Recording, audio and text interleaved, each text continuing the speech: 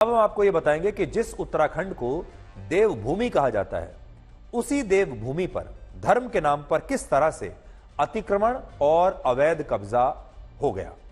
यह खबर उत्तराखंड के बागेश्वर जिले से आई है, जहां प्रशासन ने एक मंदिर पर बुलडोजर चलाने के आदेश दिए हैं और इस मंदिर की तस्वीरें इस समय आपकी स्क्रीन पर हैं। यह एक अवैध मंदिर है। इस मंदिर का निर्माण एक ग्लेशियर पर किया गया है और यह ग्लेशियर समुद्र तल से 16,500 फीट की ऊंचाई पर मौजूद है।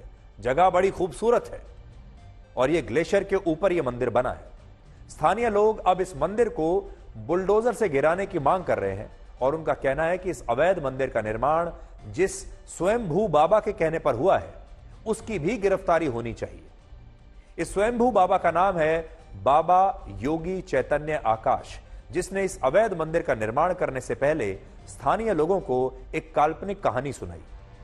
इस बाबा का कहना था कि एक दिन रात को देवी भगवती उसके सपने में आई और उन्होंने कहा कि इस इलाके में पवित्र जल कुंड के पास ग्लेशियर पर उनके मंदिर का निर्माण किया जाए। और जब यह बात स्थानीय लोगों ने इस बाबा से सुनी तो उन्होंने इस स्वयंभू बाबा को आश्वासन दिया कि वो इस मंदिर को बनाने में पूरी मदद करेंगे।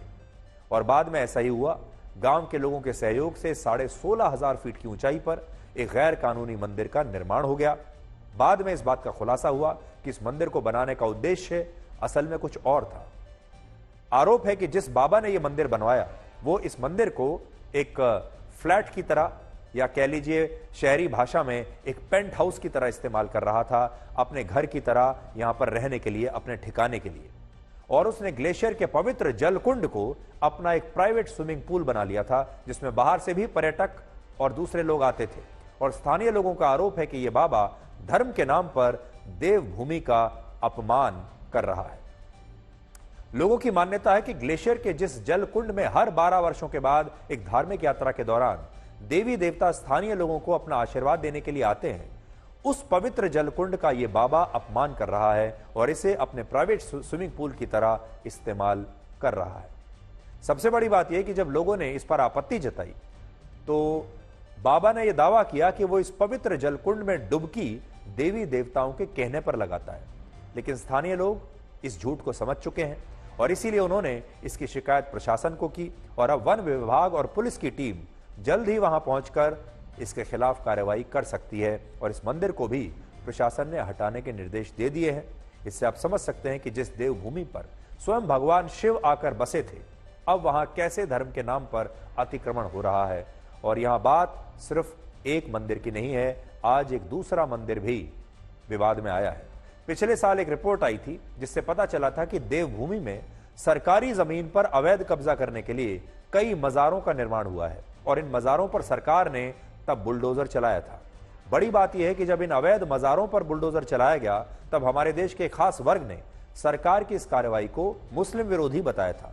लेकिन आज जब एक ग्लेशियर पर बने एक अवैध मंदिर को सरकार हटा रही है, तो इस कार्रवाई को कोई हिंदू विरोधी नहीं कह रहा। और यह एक बड़ा अंतर आप देश के लोगों की सोच में आज देख सकते हैं।